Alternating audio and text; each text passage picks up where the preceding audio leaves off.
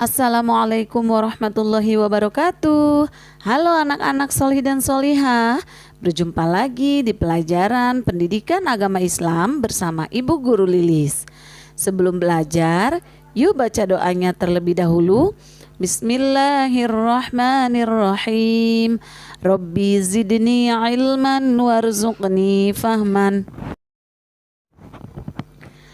Kali ini kita akan membahas materi pelajaran 1 dengan judul Mari Belajar Al-Quran Surat At-Tin. Al-Quran merupakan mukjizat terbesar dan teristimewa yang diterima Nabi Muhammad SAW dari Allah Subhanahu wa Ta'ala. Sebagai anak Muslim, wajib hukumnya untuk mempelajari Al-Quran. Untuk itu, mari kita belajar membaca surat At-Tin dimulai dengan bacaan isti'azah yang berbunyi A'udzubillahi minasyaitonirrajim dan bacaan basmalah yang berbunyi Bismillahirrahmanirrahim.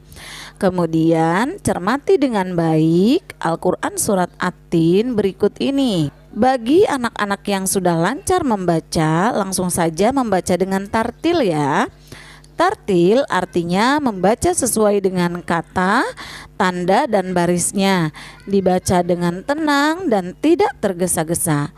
Bagi yang belum pandai membaca, perhatikan dengan baik cara ibu guru membaca atau melafalkan surah At-Tin ya. Bismillahirrahmanirrahim. Wattini wazzaitun wa turi sinin wa hadzal baladil amin. Laqad khalaqnal insana fi ahsani taqwim. Thumma radadnahu asfala safilin illal ladzina amanu wa 'amilus solihati falahum ajrun ghairu mamnun. Fama yukadzibuka ba'du biddin. Alaisallahu biahkamil hakimin.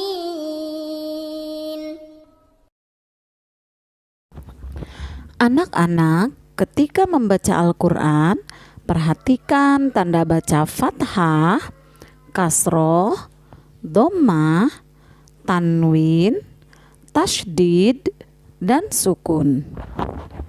Contoh huruf dal, jika diberi tasydid, maka dibaca double. Jika tidak ada tasydid, dibaca ada. Jika diberi tasydid, dibaca adda. Coba perhatikan pada surat At-Tin ayat pertama. Huruf yang tidak berharokat atau bertanda baris tidak dibaca. Contoh, wattini. Bunyi wa langsung dihubungkan ke huruf ta bertasydid. Dibaca wattini. Ada dua huruf yang dilewati, yaitu huruf alif dan lam. Karena huruf alif dan lam tidak bertanda baris. Begitu juga dengan kata wazzaituni. Anak-anak hebat, tahukah kalian mengapa surat ini dinamakan surat At-Tin? Ya, surat ini dinamakan At-Tin diambil dari kata at-tin yang terdapat pada ayat pertama yang artinya buah tin. Surat At-Tin adalah surat ke-95 dalam Al-Quran yang berjumlah 8 ayat dan termasuk golongan surat yang turun di Mekah atau disebut juga dengan surat Makkiyah. Nah anak-anak, sekarang mari kita bahas isi kandungan surat At-Tin. Ayat pertama, tin adalah buah yang enak dan lembut serta cepat dicerna. Ia menjadi obat yang banyak manfaatnya, memperhalus fisik, mengencerkan dahak, membersihkan ginjal, menghancurkan batu pada saluran air seni, menggemukkan badan, dan dapat melonggarkan hati dan limpa. Zaitun adalah buah yang memiliki keistimewaan karena kandungan minyaknya yang berlimpah, sehingga dapat digunakan di daerah yang kurang memiliki minyak. Yang dimaksud kota yang aman dalam ayat ketiga adalah kota Mekah. Kota ini disebut dengan kota yang aman karena siapapun yang memasukinya terjaga keamanan dan keselamatannya. Kota Mekah juga disebut sebagai Ummul Qura dan tanah yang aman. Kota ini banyak menyimpan sejarah sejak zaman Nabi Ibrahim alaihi salam. Ayat keempat menjelaskan bahwa Allah Subhanahu wa Ta'ala menjadikan manusia dalam sebaik-baik bentuk. Proses kejadian manusia tidak sama dengan kejadian makhluk-makhluk lain. Manusia memiliki akal, jasmani, rohani, dan nafsu. Anggota tubuh manusia serasi dan seimbang sehingga tampak indah, cantik, dan memudahkan untuk melakukan kegiatan. Sedangkan hewan hanya memiliki jasmani dan nafsu saja.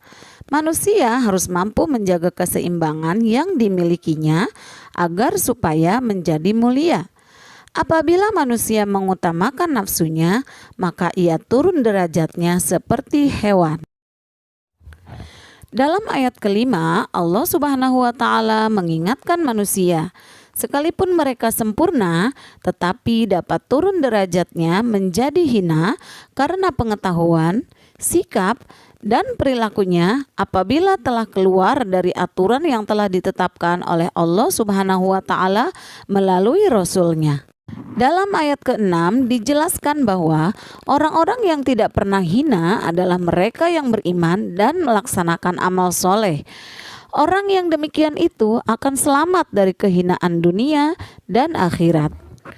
Di antara contoh orang yang beriman dan beramal soleh adalah gemar beribadah kepada Allah Subhanahu wa Ta'ala, gemar bersedekah, dan ikhlas dalam menolong orang lain.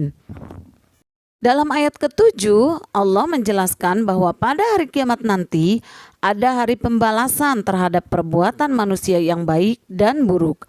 Manusia seharusnya tidak meragukan adanya hari pembalasan karena Allah Subhanahu wa Ta'ala sudah menunjukkan bukti-buktinya. Allah Subhanahu wa Ta'ala memberikan akal kepada manusia untuk berpikir tentang ciptaannya dan hati untuk merasakan keimanan. Dalam ayat terakhir, Allah Subhanahu wa Ta'ala menjelaskan bahwa Allah Maha mengetahui, sebagus-bagus pencipta dan pengatur segala urusan. Allah Subhanahu wa Ta'ala yang memberi keputusan atas segala persoalan. Tiada perbuatan walau sekecil apapun yang dapat terlepas dari pengadilannya. Pengadilan Allah Subhanahu wa Ta'ala adalah sebaik-baik pembuat keputusan. Allah Subhanahu wa Ta'ala Maha adil dan bijaksana terhadap manusia dan makhluk lainnya. Alhamdulillahirabbil alamin. Materi kita kali ini sudah selesai. Mudah-mudahan kalian bisa memahaminya. Sampai jumpa pada video pembelajaran selanjutnya. Jangan lupa like, share, komen, dan subscribe. Wassalamualaikum warahmatullahi wabarakatuh.